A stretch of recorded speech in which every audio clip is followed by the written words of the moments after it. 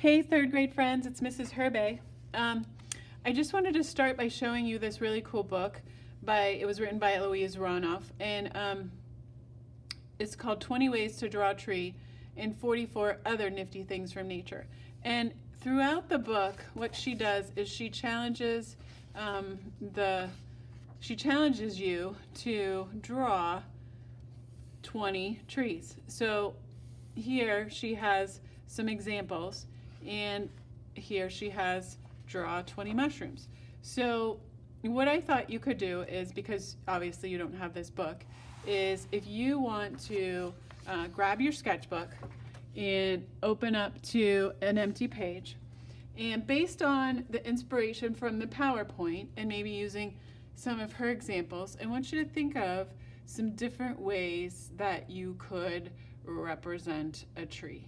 And sometimes what helps me to think about it is you can brainstorm the parts of the tree. So for example, what are some different ways that I want to show branches? What are some ways I want to show leaves? What are some ways I want to show trunk? What are some ways I want to show fruit or shape? So with these things in mind, then that can help you with your brainstorm. So for example, you might want to say, well, I want to represent a trunk with a single straight line. And maybe off of that single straight line, I just want to put diagonal lines. And we know that as a tree goes up, the branches get smaller and thinner, and as you go down, they get bigger and fatter.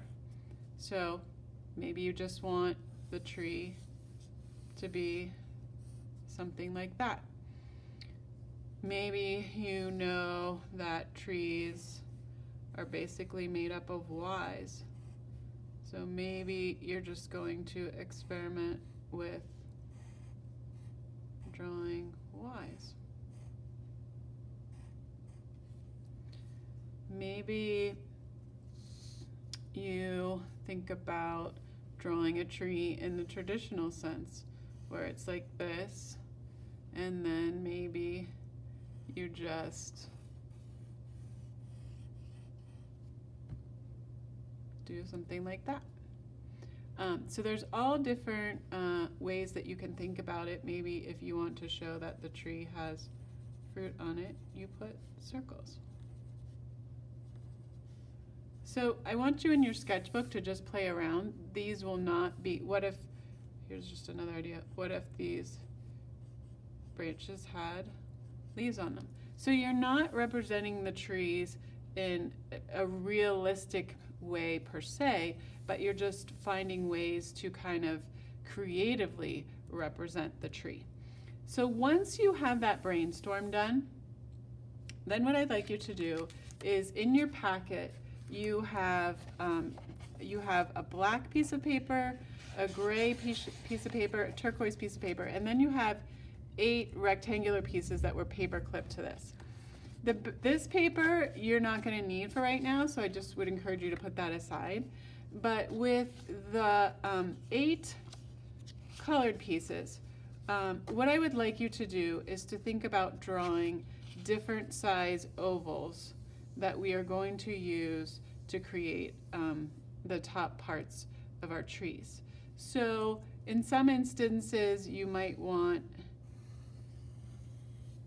to draw like nearly a perfect circle. Other instances, maybe you want it to be more of an oval.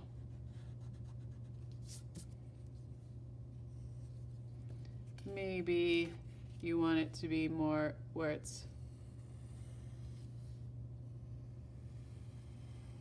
more like a teardrop shape.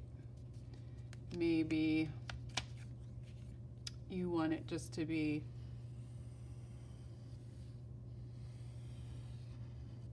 taller and thinner. And you can repeat some of those shapes, like maybe you want to do another circular one. And maybe I'm gonna do another sort of shape like that. And a circle. So let's see, I have 1, 2, 3, 4, 5, 6, 7, and here's my last one. Maybe I'm gonna try another tall and thin one. So after you get these shapes, what I would like you to do is to cut them out. And as a quick review, when we cut, we always have our scissors facing forward.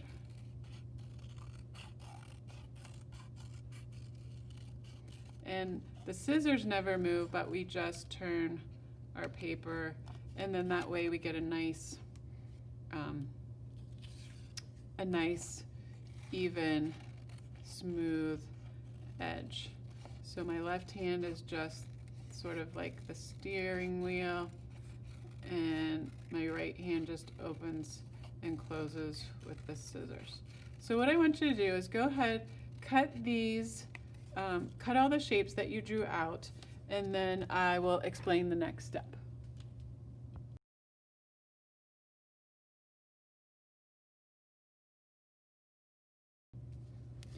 All right, my friends, once you have all of your shapes cut out, what we're going to do is we're going to then refer back to your sketches. And you're going to imagine that these particular shapes are the top part of a tree, okay?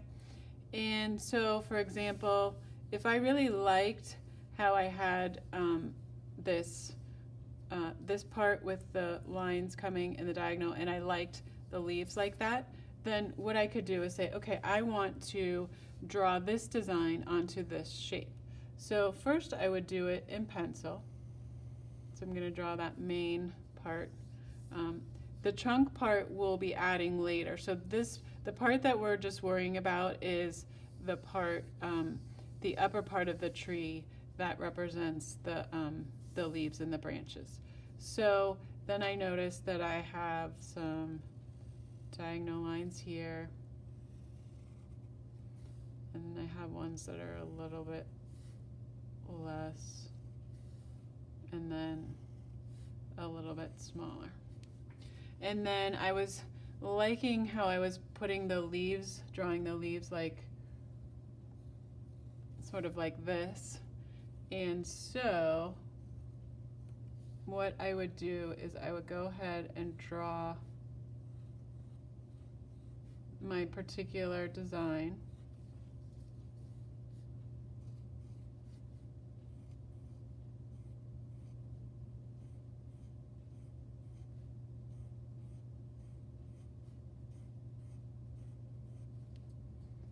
And I'm going to keep going.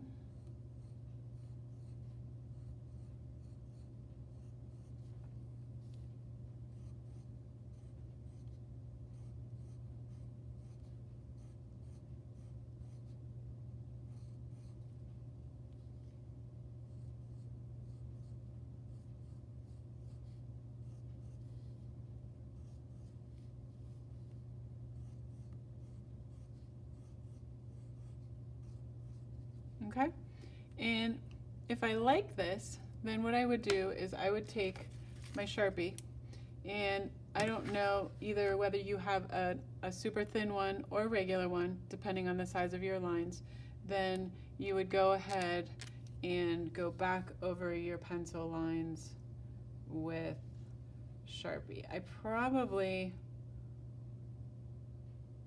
this Sharpie is probably too thin, but just for purposes of showing you. And then I would outline, and then I would decide if I wanted certain areas to be colored in or not. So if I want the leaves to be black, I would color those in with a Sharpie. Okay? And then you're going to then go ahead and do that for each of the shapes that you cut out. and depending how much you had in your sketchbook, you can use that for inspiration. Once you have drawn all of your designs onto your colored shapes, you're going to stop there, and you can just paper clip everything to this paper, and then next week I will show you step 2 of the project.